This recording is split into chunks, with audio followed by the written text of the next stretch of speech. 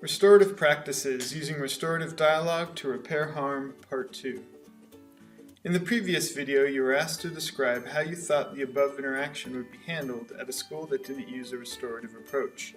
I'm guessing it was less than ideal. Most traditional discipline approaches have a rules orientation that is focused on determining who was wrong, what rule was broken, and what punishment to apply. In such an approach, the victim is ignored.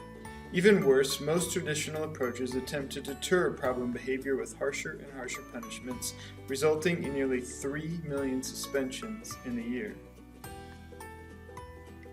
Restorative approaches offer a different way, one that places focus on relationships and on identifying the needs of the victim and the obligations of the offender.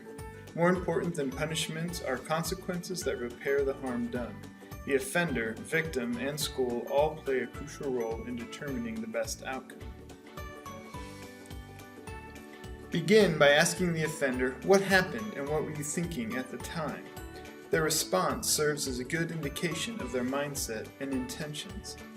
Continue by asking them to consider who was affected and how. Finally, ask what needs to happen now to make things right. Chances are they already have a good idea. A similar set of questions is then asked of the victim in order to better understand the harm that was caused and what actions can be taken to repair it. Asking what happened allows the victim to tell their story from their perspective, and how do you feel gives them the opportunity to be heard. Who was affected and how helps the offender understand what harm was caused.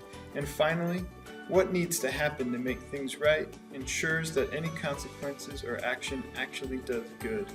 In most cases, both the offender and victim come to a mutual agreement about what needs to be done. Such an outcome is far less likely using a traditional approach.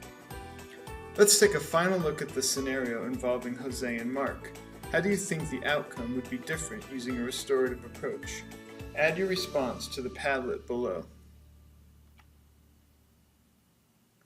And don't forget to check out the resources available for implementing restorative dialogue in your classroom, including huddle lesson plans, restorative question posters, lanyards, and more.